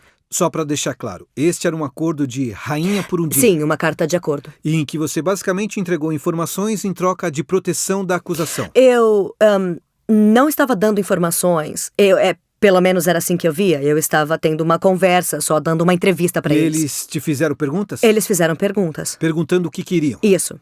E o que quer que você falasse, então, você não seria acusada, é isso? Olha, eu realmente tentei ser honesta. Eu repetidamente tentei deixar para lá o acordo. Eu estava doente, sendo pressionada pelos advogados. Estava confusa. Eu não estava bem naquele momento. Eu estava deprimida, eu estava com medo. Eu não entendia a situação em que eu estava. Eu não tinha ideia do porquê eu estava naquela situação. Eu não tinha feito nada interessante, muito menos errado. Isso acabou conosco. Aaron ficou claramente destruído com isso. Nós estávamos destruídos. Os advogados do Aaron estavam destruídos. Tentamos convencer a Queen a mudar de advogados. Eu não estava acostumada a estar numa sala com um homem grande, armado, que fica continuamente me dizendo que eu estava mentindo, que eu devia ter feito alguma coisa. Eu disse a eles que essa coisa que estavam processando não era um crime. Eu disse que estavam do lado errado da história. Eu usei essa frase e eu disse, vocês estão no lado errado da história. Eles pareciam entediados, não pareciam com raiva, só entediados. E aí começou a me ocorrer que não estávamos tendo a mesma conversa. Eu disse a eles muitas coisas, sabe? Porque as pessoas fazem downloads de artigos e, eventualmente, eu não me lembro do que falávamos. E eu mencionei que ele tinha feito o blog Manifesto Guerrilheiro do Acesso Livre. Esse é o Manifesto Guerrilheiro do Acesso Livre, supostamente escrito em julho de 2008 na Itália.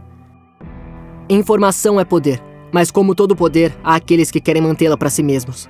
O patrimônio cultural e científico do mundo, publicado ao longo dos séculos em livros e revistas, está cada vez mais sendo digitalizado e trancado por um punhado de corporações privadas. Enquanto isso, aqueles que foram bloqueados não estão em pé de braços cruzados, estão bisbilhotando em buracos, escalando cercas, libertando as informações trancadas pelos editores e compartilhando com seus amigos. Mas toda essa ação acontece no escuro, escondida no subterrâneo. É chamada de roubo ou pirataria. Como se compartilhar uma riqueza de conhecimentos fosse o equivalente moral de saquear um navio e matar sua tripulação. Mas compartilhar não é imoral, é um imperativo moral. Só os cegos pela ganância se recusam a deixar um amigo fazer uma cópia. Não há justiça em seguir leis injustas. É hora de virmos para a luz na grande tradição de desobediência civil, declararmos a nossa oposição a este roubo privado na cultura pública. O manifesto em si foi alegadamente escrito por 4 pessoas diferentes e também editado pela Norton. Mas foi Schwartz que tinha assinado seu nome a ele. Quando acabou, eu fui na hora pro Aaron e disse a ele tudo o que lembrava sobre a conversa. E ele ficou muito irritado. As coisas que eu fiz não deveriam ter contribuído dessa maneira. Eu não tinha feito nada de errado. E tudo tinha dado errado. Mas eu nunca...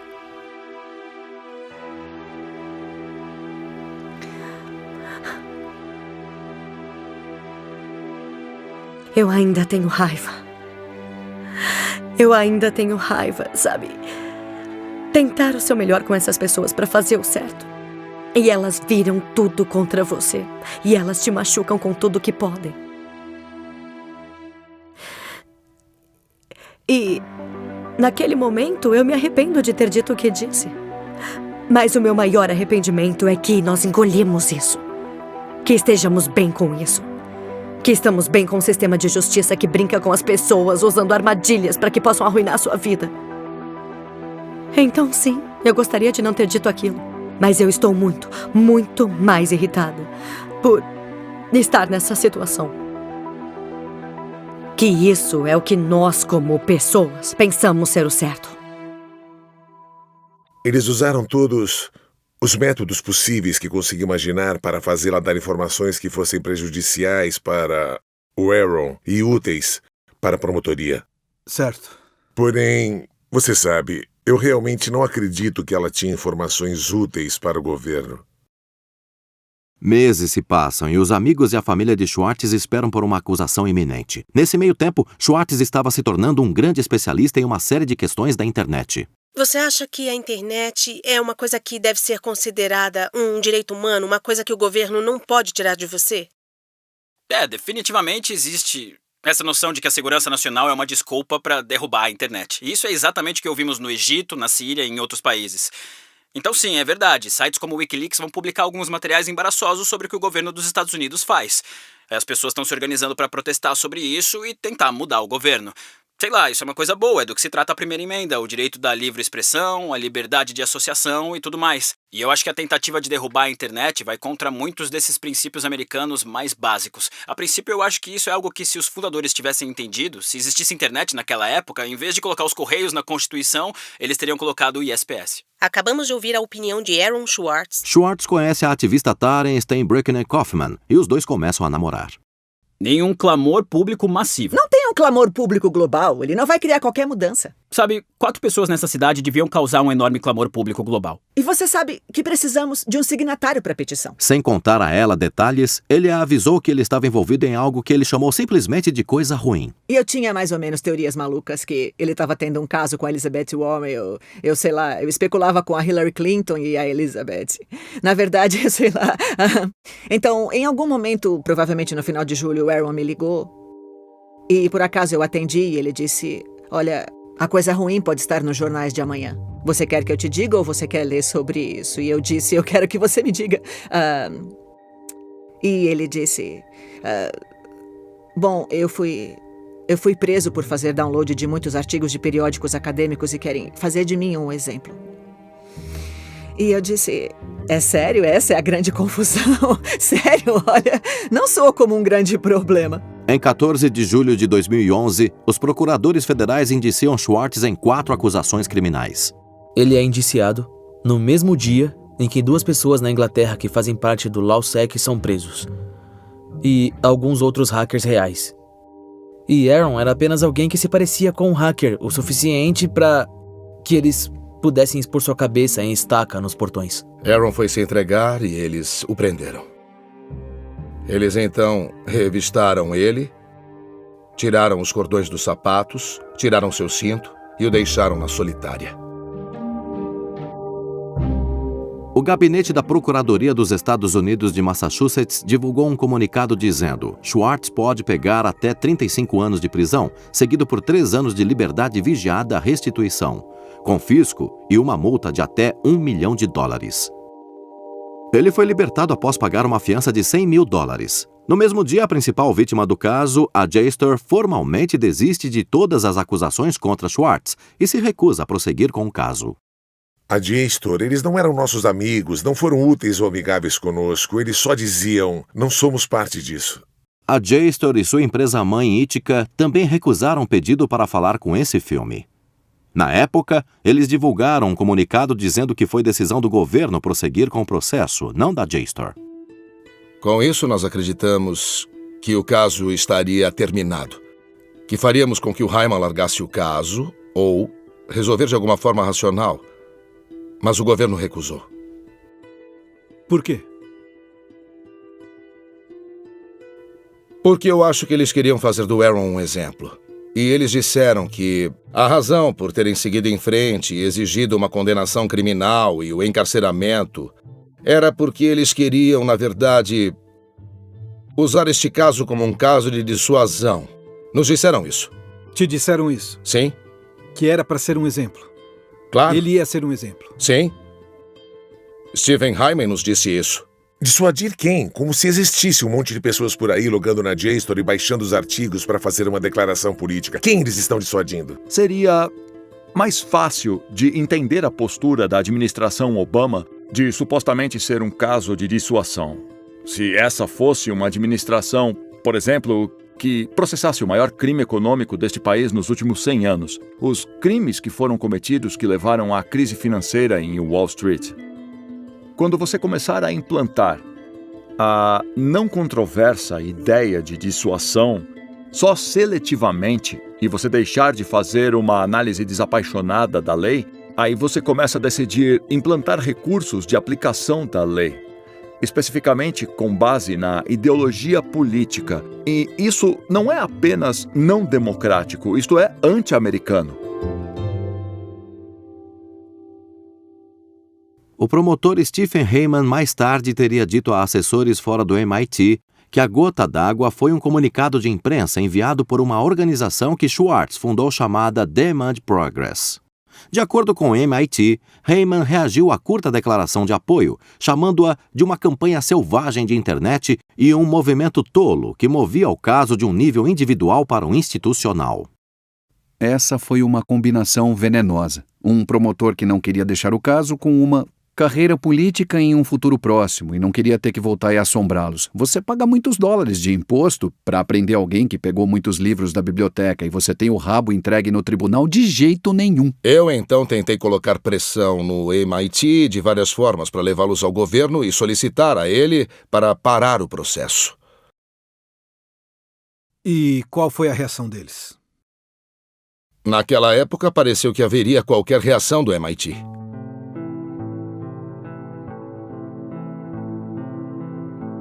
O MIT não defendeu o Aaron, o que para as pessoas dentro da comunidade do MIT parece escandaloso, porque o MIT é um lugar que incentiva o hackeamento no maior sentido da palavra. No MIT, a ideia de ir e correr em torno de rotas e túneis que não estivesse autorizado a estar não era apenas um rito de passagem. Era parte do conceito do MIT.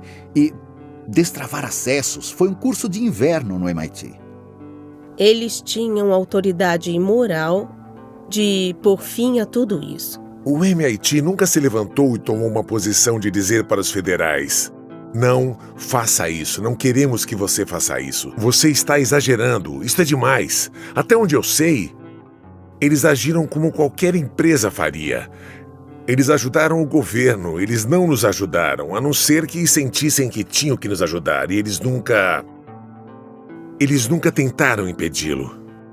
O MIT recusou repetidos pedidos para comentar, mas posteriormente divulgaram um relatório dizendo que eles tentaram manter uma posição de neutralidade e acreditavam que Heyman e a promotoria não se importariam com o que o MIT pensava sobre o caso. O comportamento do MIT parecia realmente em desacordo com o ethos MIT. Você poderia afirmar que o MIT fechou os olhos e que estava tudo bem eles fazerem isso, mas tomar essa posição, tendo uma posição neutra em si, era a mesma coisa que estar do lado da promotoria. Se olhar para o Steve Jobs e Steve Wozniak, eles começaram com a venda de um Blue Box, que era uma coisa projetada para defraudar a companhia telefônica. Se você olhar para o Bill Gates e Paul Whelan, que inicialmente começaram seus negócios usando o tempo de computador em Harvard, o que era muito claramente contra as regras. A diferença do Aaron para essas pessoas é que ele queria fazer do mundo um lugar melhor, não queria apenas ganhar dinheiro.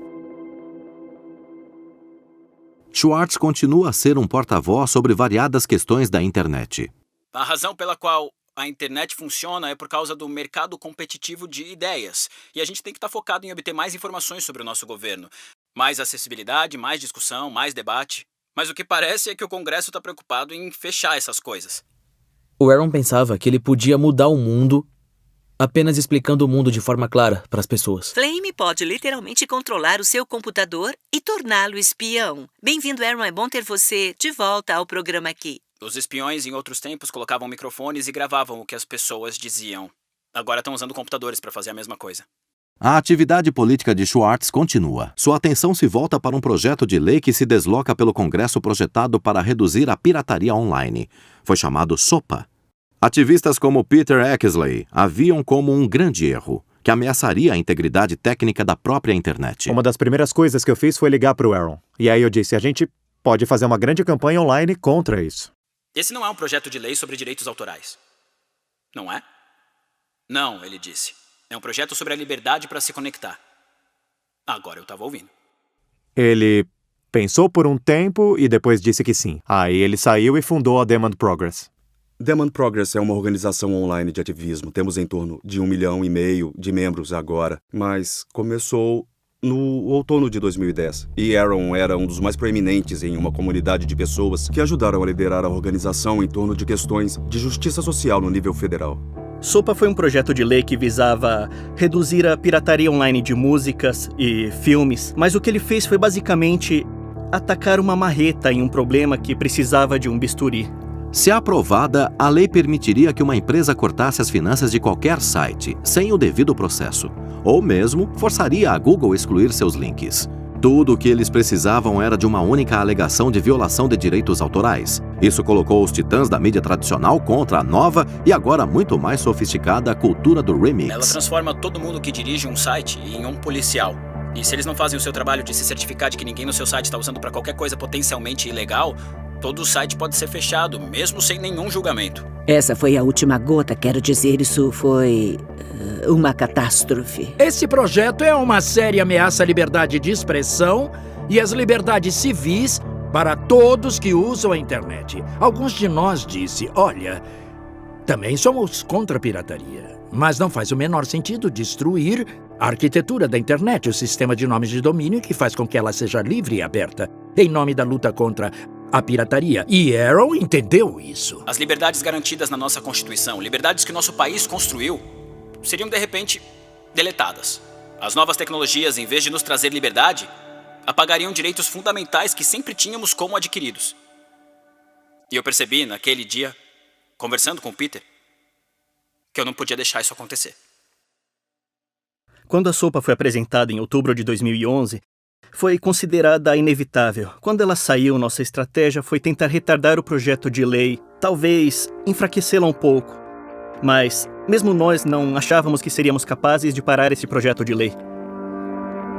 Tendo trabalhado em Washington, o que você aprende é que, tipicamente em Washington, as lutas legislativas são lutas entre diferentes conjuntos de interesses corporativos e monetários. E eles dominam a legislação, e as lutas que são as mais próximas são quando você tem um conjunto de interesses corporativos contra outro conjunto de interesses corporativos, e elas são financeiramente igualadas em termos de contribuições de campanha e lobbies. Esses são os mais próximos. Aqueles que nem mesmo lutam, normalmente são aqueles que possuem todo o dinheiro, que possuem todas as empresas e só milhões de pessoas do outro lado.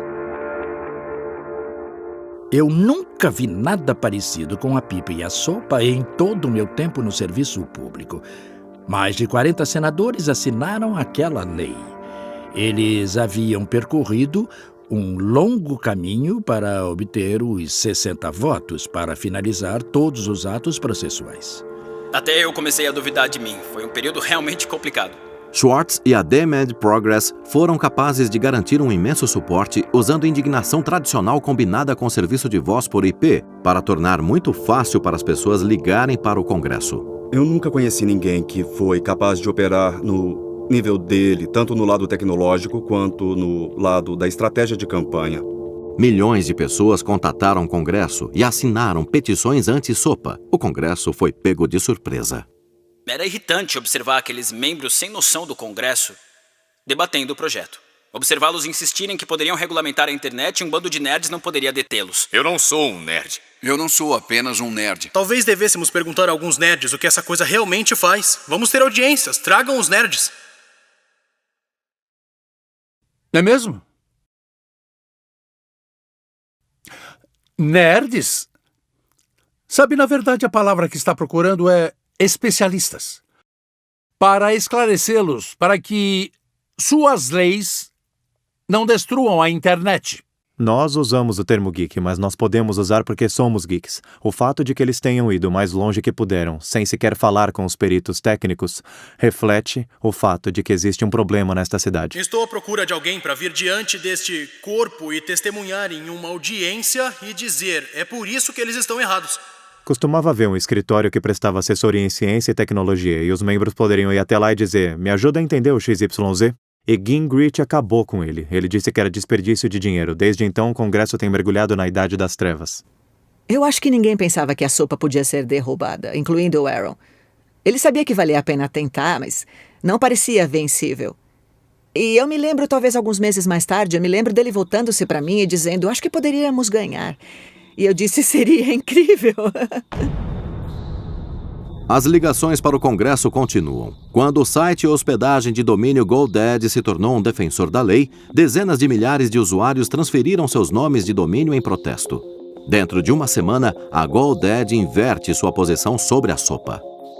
Quando as pessoas no Congresso que apoiaram as indústrias do cinema e da música perceberam que houve essa reação, eles meio que recuaram um pouco. Você podia ver a curva acontecendo, você podia ver que nossos argumentos começavam a ressoar. Era como se o Aaron estivesse acendendo um palito de fósforo e ele apagando, riscando o outro e apagando, até que ele conseguiu pegar gravetos suficientes para que a chama pegasse de verdade, até que ela se tornou um incêndio incontrolável. Em 16 de janeiro de 2012, a Casa Branca emitiu uma declaração dizendo que eles não apoiam o projeto. E então, isso aconteceu.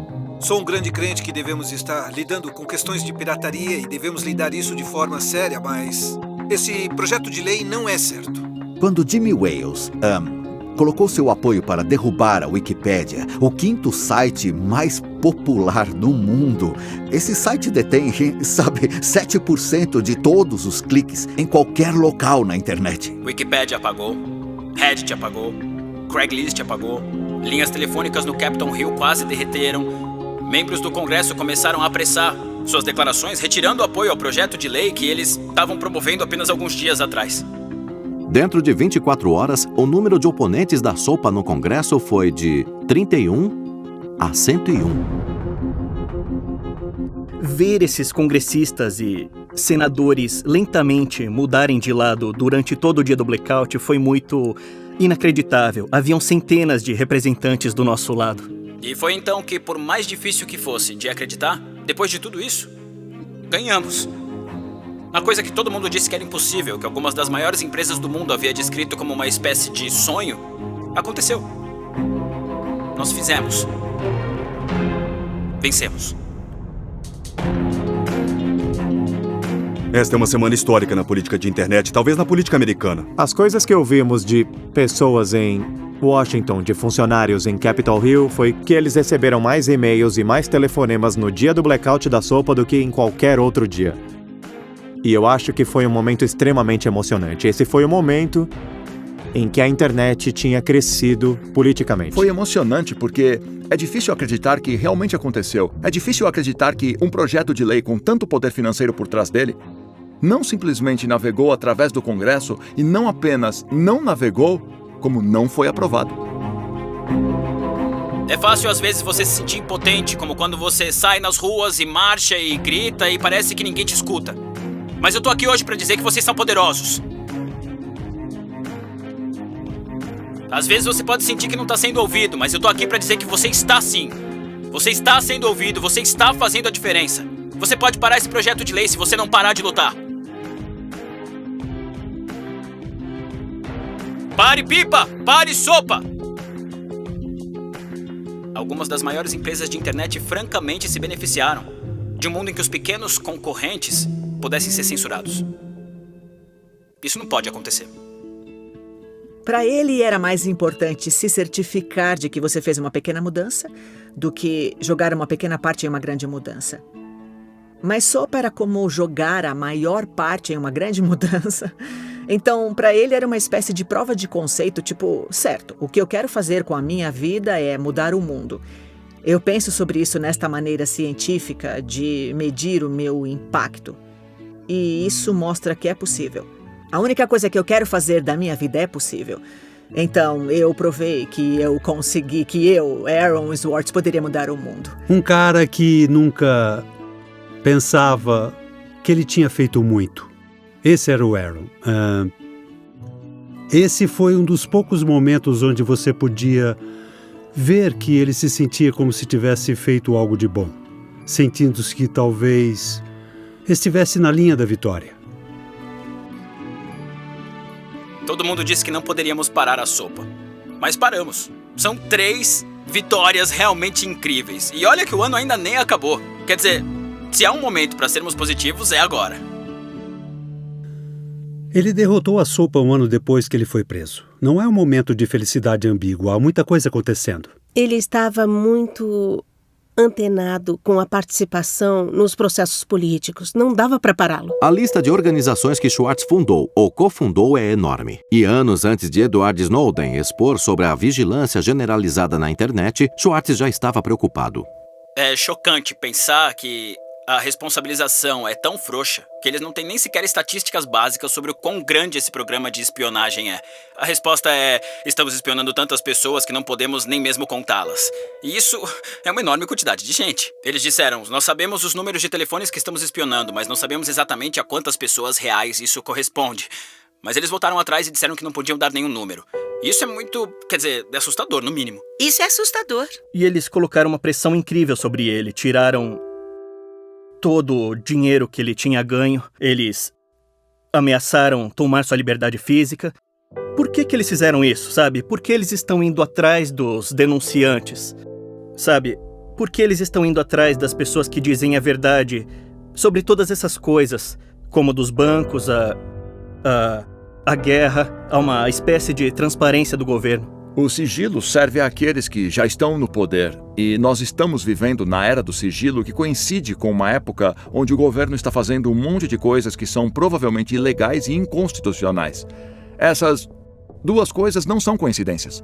É muito claro que essa tecnologia foi desenvolvida não por pequenos países no exterior, mas bem aqui, para o uso nos Estados Unidos, pelo nosso governo. O problema com o programa de espionagem é que ele é tão longo e com lenta expansão que remota desde a administração Nixon. Obviamente ficou grande depois de 11 de setembro com George Bush e Obama continuou a expandi-lo. E os problemas têm lentamente crescido e se tornado piores, mas nunca houve um momento em que você pudesse dizer: tudo bem, precisamos galvanizar a oposição hoje, porque hoje isso importa.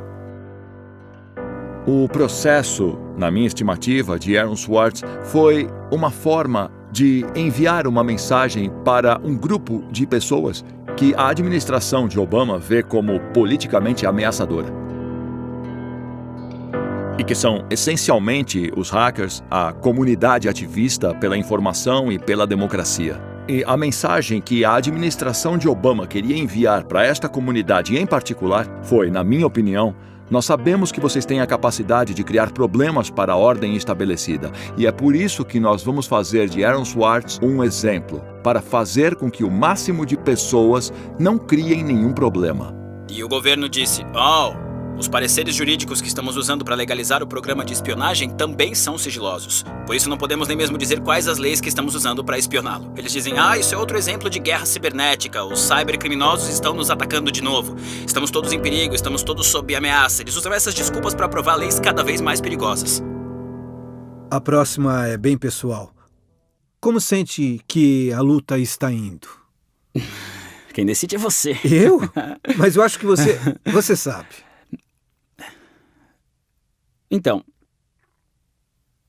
tem uma espécie de 2 perspectivas polarizadas. Tudo é maravilhoso, a internet criou toda essa liberdade e soberania e tudo vai ser fantástico, ou tudo é terrível, a internet criou todas essas ferramentas para reprimir, espionar e controlar tudo que dizemos. E eu acho que as 2 são verdadeiras, certo? A internet tem feito as 2 coisas e as 2 são incríveis e surpreendentes. E qual delas vai ganhar no longo prazo? Depende da gente. Não faz sentido dizer uma tá indo melhor que a outra, sabe? Ambas são verdade. E cabe a nós decidirmos qual enfatizaremos e aproveitaremos, porque as 2 existem e as 2 sempre estarão lá.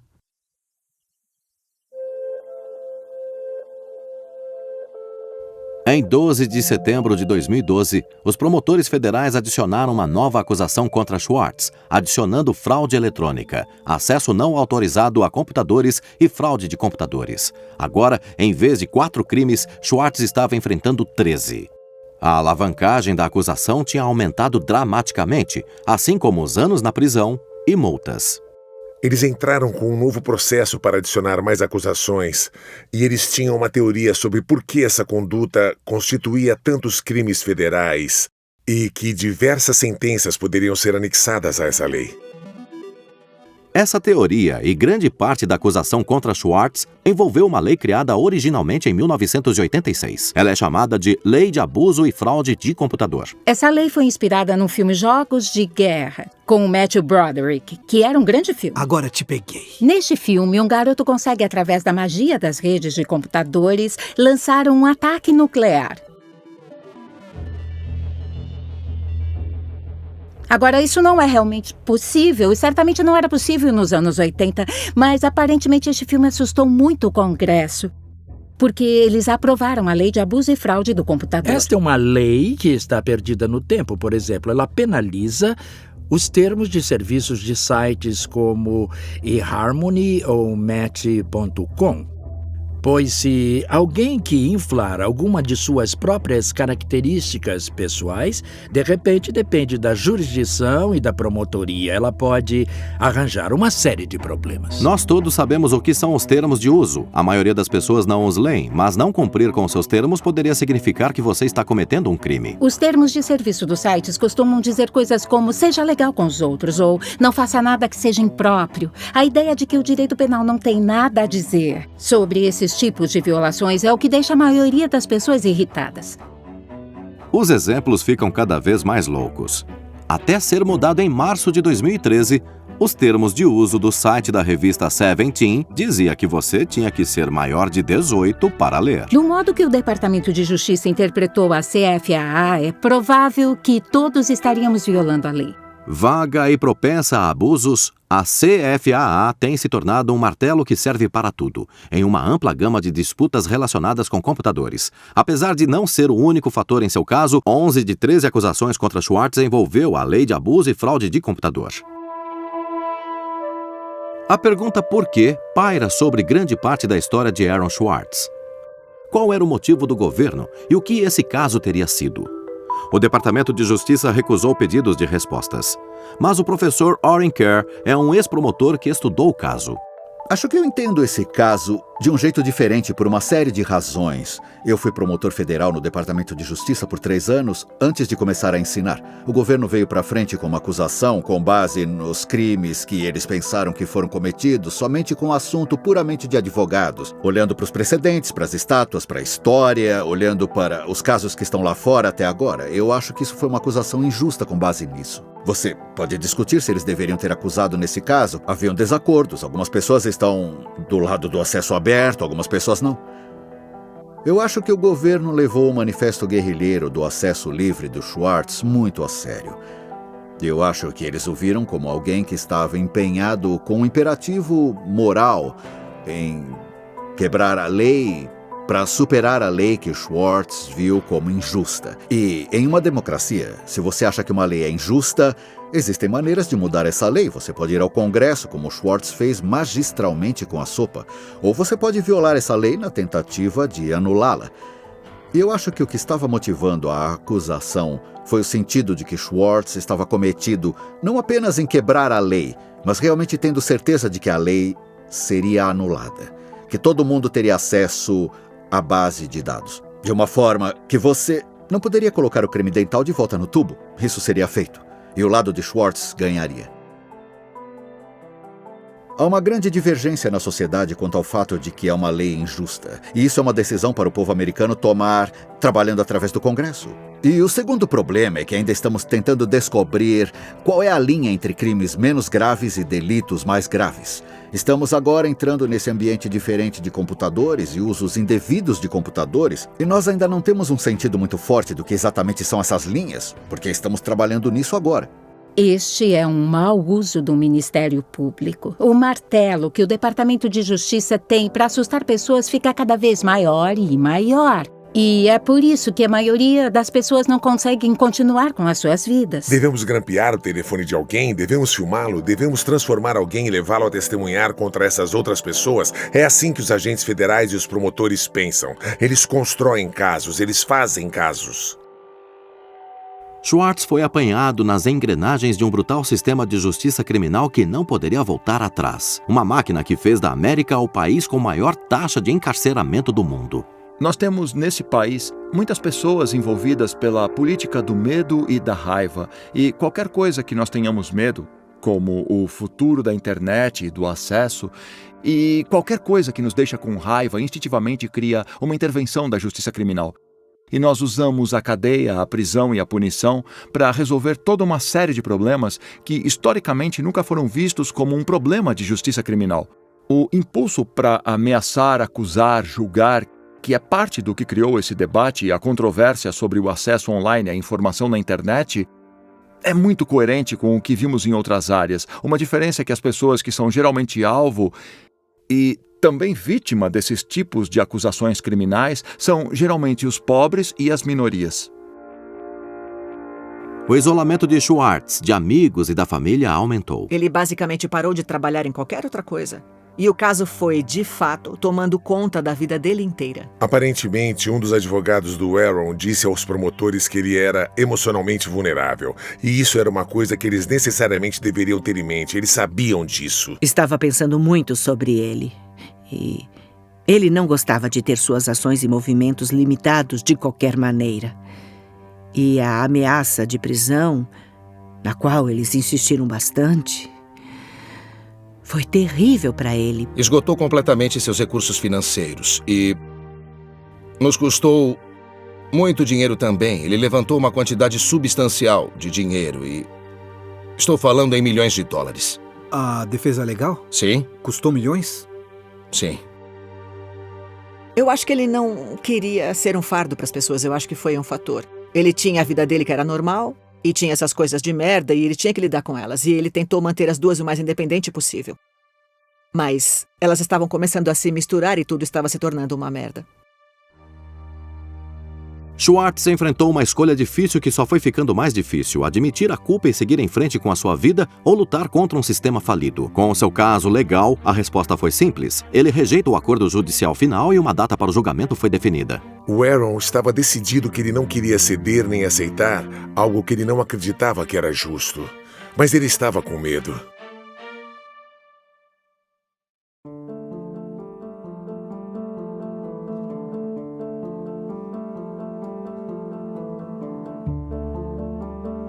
Eu não acho que eles condenariam o Aaron. Eu acho que nós iríamos tirar ele de lá e eu teria lhe dado um grande abraço e teríamos atravessado aquele pequeno rio em Boston para tomar umas cervejas.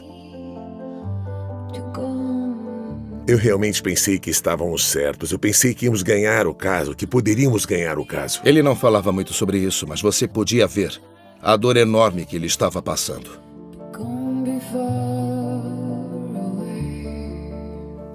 O Aaron nunca teve mudanças de humor na infância, ou passou por algum episódio de depressão, ou qualquer coisa que eu descreveria como uma depressão grave. E é possível que ele tivesse deprimido, as pessoas ficam deprimidas.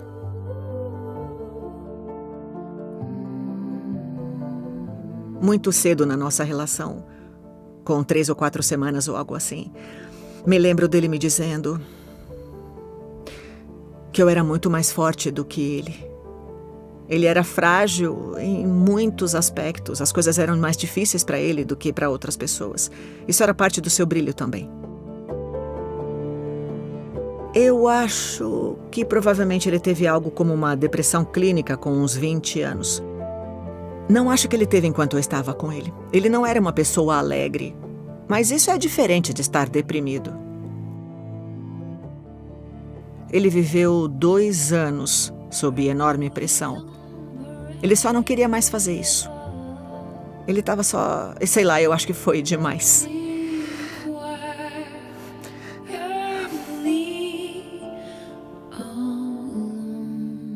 Eu recebi um telefonema tarde da noite e eu sabia que tinha alguma coisa errada, então eu finalmente me dei conta do que tinha acontecido.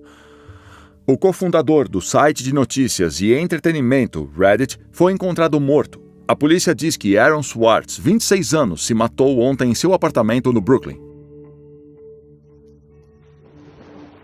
Eu apenas pensei que nós perdemos uma das maiores mentes criativas da nossa geração. Era como se o mundo inteiro tivesse desmoronado naquele momento. E...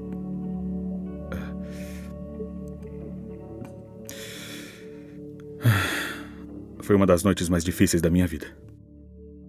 Eu gritava, eu não posso ouvi-lo. O que você acabou de dizer, eu não posso ouvi-lo. Não dá, já chega. Tá bom.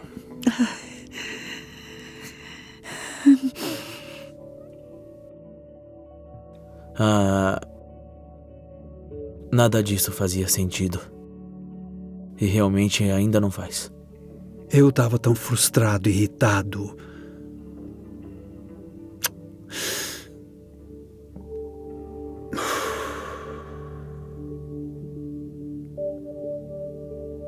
Você sabe, eu tentei explicar para os meus filhos. Meu filho de 3 anos me disse que os médicos iam curá-lo.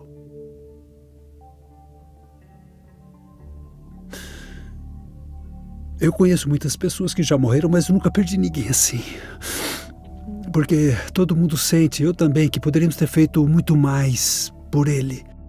Eu só não sabia que ele estava lá. Eu não sabia que ele estava sofrendo tanto. Ele era parte de mim. E eu só queria que não fosse real. E aí... eu só olho para a página da Wikipédia e vejo a data de término.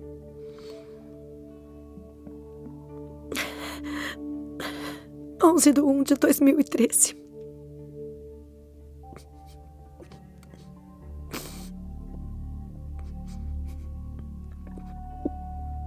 Aaron está morto. Vagamente nesse mundo louco, perdemos um mentor, um sábio ancião. Hackers pela justiça. Temos um a menos. Perdemos um dos nossos. Zelosos, cuidadores, ouvintes, alimentadores, todos os pais. Perdemos um filho. Temos que chorar.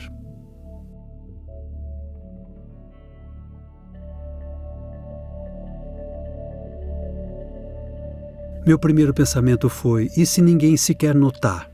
Não estava claro para mim o quanto ele era saliente. Eu nunca tinha visto nada como o derramamento que eu vi. A rede se iluminou. Todo mundo estava tentando explicar a sua própria maneira, mas eu nunca tinha visto isso acontecer no Twitter antes. As pessoas visivelmente estavam sofrendo online. Ele era um menino da internet. E o mundo todo o matou. A gente está no meio de um tempo em que as grandes injustiças não são tocadas.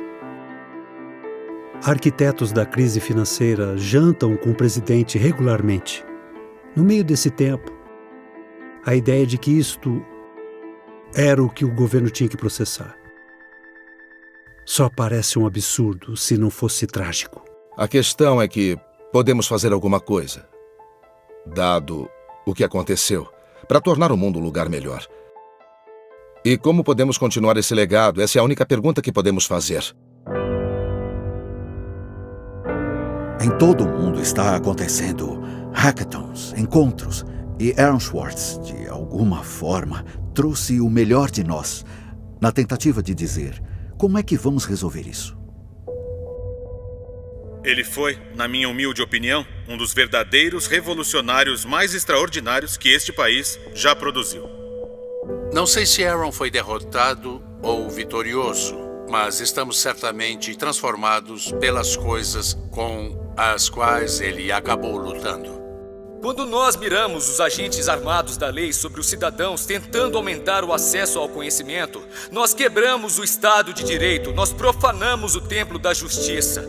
Aaron Swartz não era um criminoso. A mudança não chega pelas rodas da inevitabilidade. Ela vem através da luta contínua.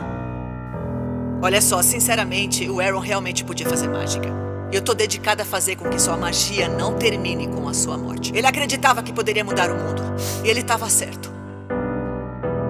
Sem contar a última semana, e hoje a Fênix já está renascendo. Desde a morte de Schwartz, Zoe Lofgren e o senador Ron Wyden apresentaram uma legislação que reformaria a lei de abuso e fraude de computador, a lei antiga que se formou a maioria das acusações contra Schwartz.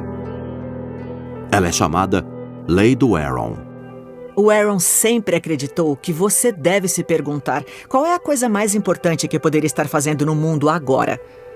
E se ainda não começou, por que não começa?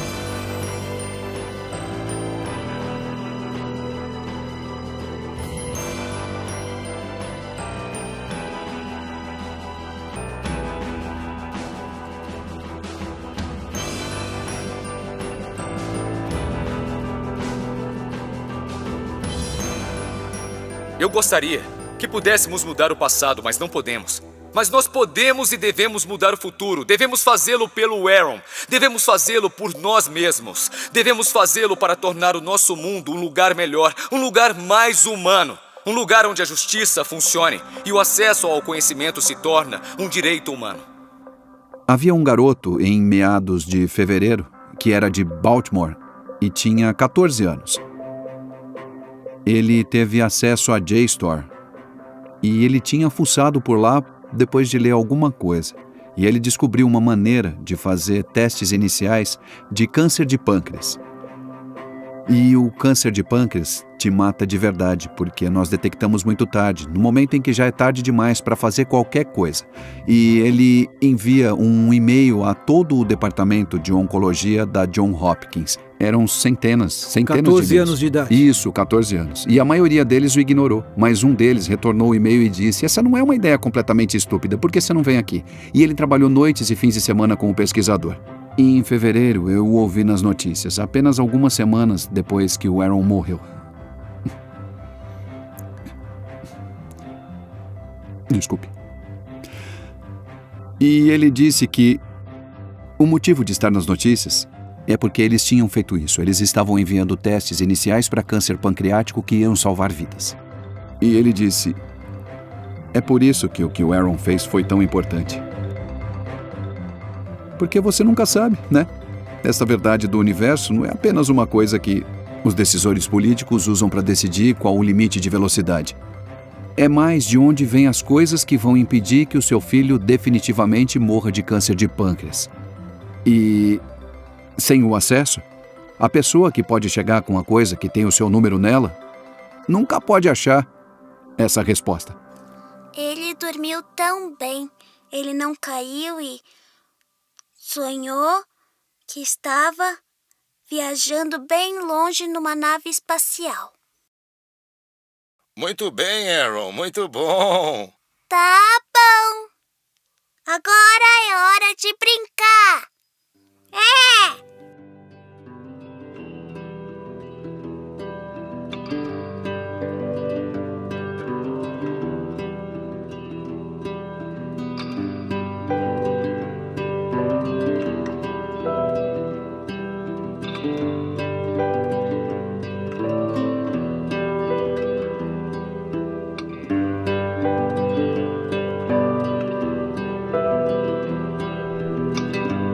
Tradução Translation Co. Versão brasileira Unissom.